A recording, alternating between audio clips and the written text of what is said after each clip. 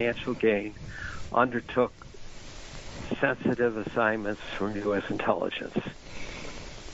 Sensitive and questionable, you know. And so the facility was headed by the facility unnamed, and then Inslaw's intelligence sources told me the facility was in a 4-story townhouse near the White House on Jackson Place Northwest, where a covert unit from the Defense Intelligence Agency and the U.S. Army Telecommunications Agency facilitated encrypted communications access to the main core database, it being administered at a computer center in Northern Virginia by the Federal Emergency Management Agency, ostensibly for handoff to the DIA and the U.S. Army in the event of a national catastrophe and the imposition of martial law.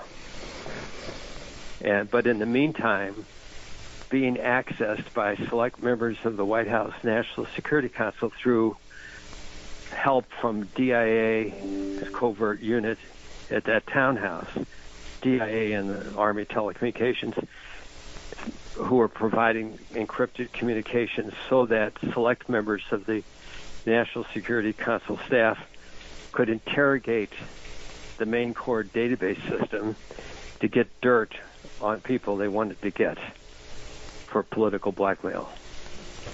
You know, it's interesting. This is right around that same period of time with Craig Spence and Henry Vinson and the D.C. call boy, blackmail operation there, all that stuff with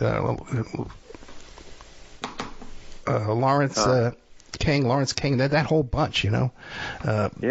Was doing that homosexual call boy blackmail stuff, you know. Yeah. Oh my God. And it's what the whole Jeffrey Epstein stuff is about too. Right.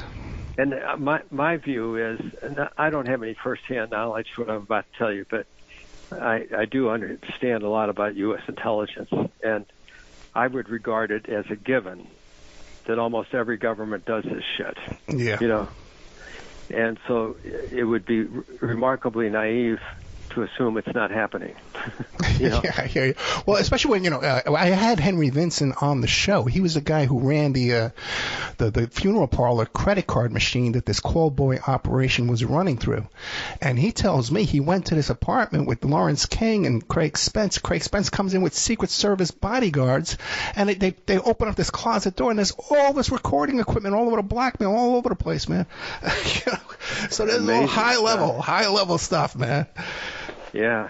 Gosh. Now, in our second hour, which is coming up, we're going to do a part 2 with Mr. Walt. You're listening to William Hamilton, who is the man behind the Inslaw.com software, the Promis software, the man inside with the Danny Casolaro, Michael Riconosciuto. You hear these names, Octopus. You hear this stuff all the time. This is the guy. He's never done an interview before. That's how important this is. Now, we have about 2 minutes left before, and then we're going to reboot and get back together again. But what do you want to leave us with in this hour? And just think, when we come back, we're going to talk about Danny Casolaro and all the suspicious deaths around this whole thing. What would you like to leave us with in this hour, though? Well, I have never believed Danny Casolaro committed suicide, and thought that it made no sense. And I had sources, Ed. Yeah. Who one day a retired Army Criminal Investigations Division guy approached me when I was about to testify on the Hill and said he wanted to provide some help. And he turned out to be a gutsy character. And he provided information to me from sources in the U.S. Special Forces intelligence. And they do a lot of the dirty work, evidently, for the CIA on this stuff. And including when you need more blackmail stuff and you have to do some physical surveillance, they do it. And they started furnishing information first through the retired Army Criminal Investigations Division officer, and then directly to me.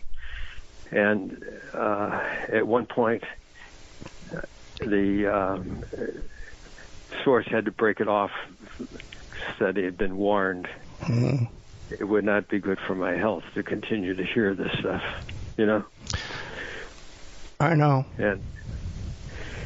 And anyway, it's a pretty sordid story. Real quick, before we have to end this, David Korn made a comment that, Danny Castellaro was over his head. Just really quickly, in 1 minute, what do you think of that statement? I don't think it's true. Okay. I thought, anybody would be over their head doing this kind of thing, but he was a pretty smart guy and did not embellish.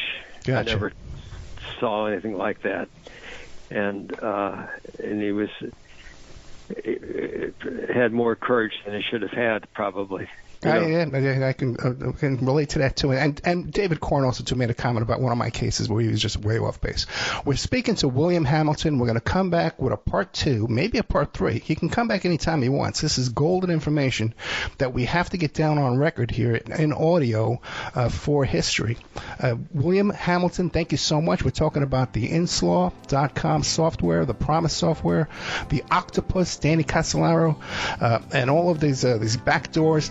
It reaches into a lot of stuff. Iran-Contra it gets into, Adnan Khashoggi. There's a ton of information here we're going to be bringing you guys in the following report with William Hamilton. William Hamilton, thank you so much. I'm going to hang up on you and call you right back in about 5-10 minutes, okay? That's fine. Thank you. Thank you, sir.